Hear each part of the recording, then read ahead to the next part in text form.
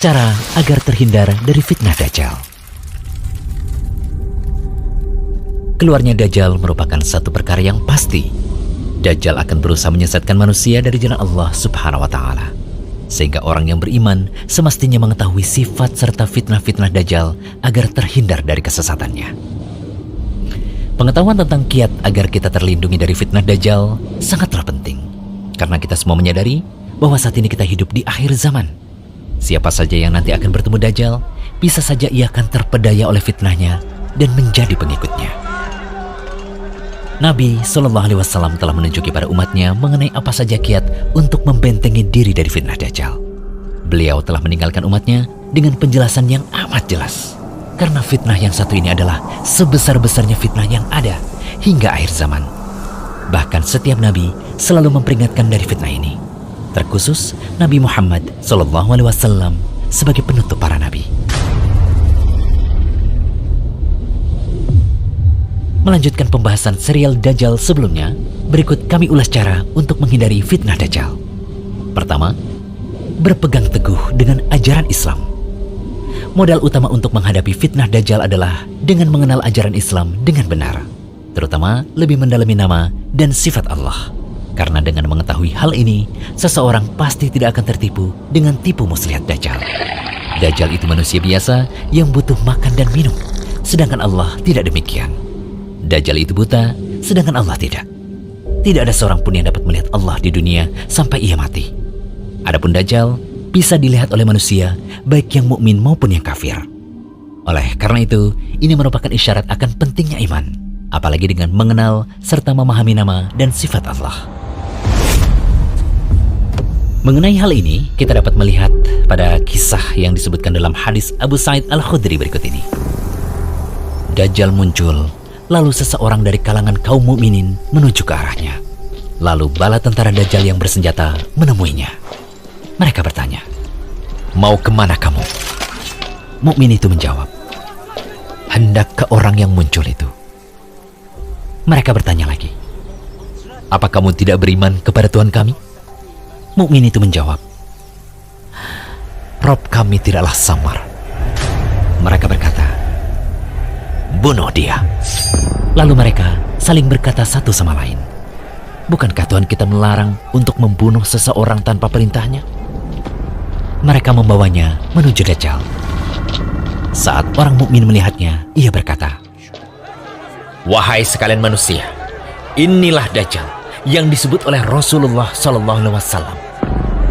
Lalu Dajjal memerintahkan orang itu untuk dibelah. Ia berkata, "Ambil dan belahlah dia." Lalu punggung dan perutnya pun dipenuhi pukulan. Kemudian Dajjal bertanya, "Apa kamu tidak beriman kepadaku?" Mukmin itu menjawab, "Kamu adalah Al-Masih, pendusta." Lalu Dajjal memerintahkannya untuk digergaji dari ujung kepala hingga pertengahan antara kedua kaki. Kemudian Dajjal berjalan di antara dua potongan tubuh itu, lalu berkata, "Berdirilah." Tubuh itu pun berdiri. Selanjutnya, Dajjal bertanya kembali kepadanya, "Apa kamu beriman kepadaku?" Ia menjawab, "Aku semakin mengetahuimu."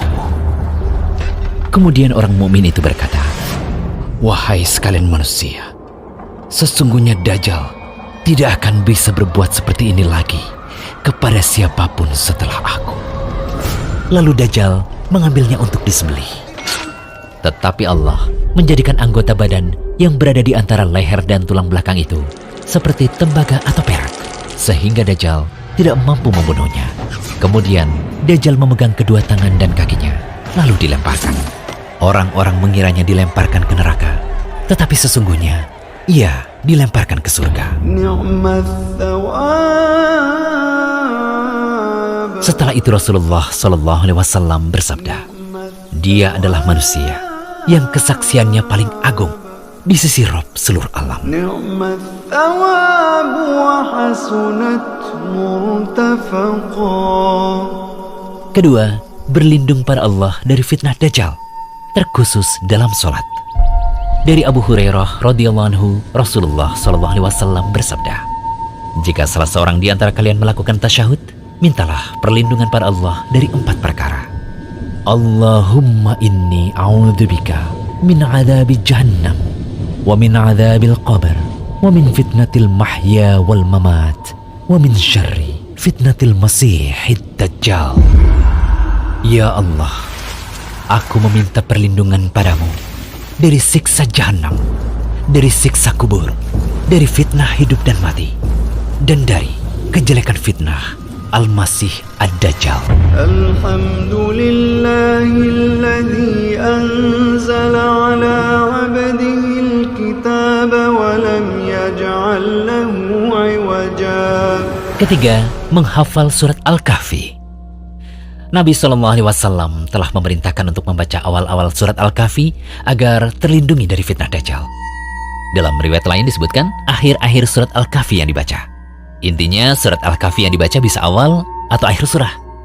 Dan tentu yang lebih sempurna adalah menghafal seluruh ayat dari surah tersebut. Dari Abu Darda, ia berkata bahwa Nabi SAW bersabda, barang siapa menghafal 10 ayat pertama dari surat Al-Kahfi, maka ia akan terlindungi dari fitnah Dajjal. Hadis riwayat Muslim. Dari An-Nawas bin Sam'an, ia berkata bahwa Rasulullah SAW bersabda, barang siapa di antara kalian mendapati zamannya Dajjal, bacalah awal-awal surat Al-Kahfi. Hadis riwayat Muslim. Dalam hadis lain juga disebutkan dari Abu Darda, ia berkata bahwa Nabi SAW bersabda, barang siapa membaca 10 ayat terakhir dari surat Al-Kahfi, maka ia akan terlindungi dari fitnah Dajjal. Hajjaj berkata, barang siapa membaca 10 ayat terakhir dari surat Al-Kahfi. Hadis riwayat Ahmad. Syekh Shu'aib Al-Arnaud mengatakan bahwa hadis ini sahih.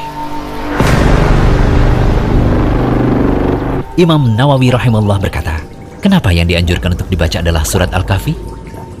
Karena di awal surah tersebut terdapat ayat-ayat yang menakjubkan. Siapa yang mau merenungkannya, niscaya ia akan terlindungi dari fitnah Dajjal.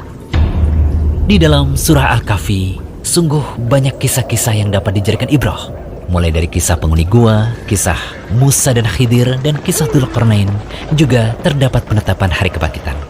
Oleh karena itu, sudah sepantasnya surat ini dibaca, difahami maknanya, dan lebih baik lagi dihafalkan. Keempat, menjauh dari Dajjal. Saat Dajjal keluar, jangan sesekali mencoba mendekat. Meski kita memandang ilmu dan iman sudah dirasa cukup. Karena bisa jadi seseorang menyangka bahwa ia memiliki iman yang kokoh, namun ia terperangkap syubhat Dajjal. Lalu akhirnya ia pun menjadi pengikut setianya. Dari Imran bin Husain, ia berkata bahwa Rasulullah SAW bersabda, barang siapa mendengar berita kemunculan Dajjal, maka menjauhlah darinya. Demi Allah, ada seseorang yang mendatangi Dajjal, dan ia mengira bahwa ia punya iman yang kokoh. Namun malah ia yang menjadi pengikut Dajjal, karena ia terkena syubhatnya ketika Dajjal itu muncul. Hadis riwayat Abu Daud dan Ahmad. Syekh Albani mengatakan bahwa hadis ini sahih. Semoga pemaparan kami ini bisa menjadi peringatan serius bagi kaum muslimin untuk benar-benar memperbanyak amalan-amalan tadi agar kita diselamatkan oleh Allah dari fitnah Dajjal. Nantikan pembahasan serial Dajjal berikutnya hanya di channel Rumaiso.com. Jangan lupa kunjungi Rumaiso.com, update setiap hari, insya Allah.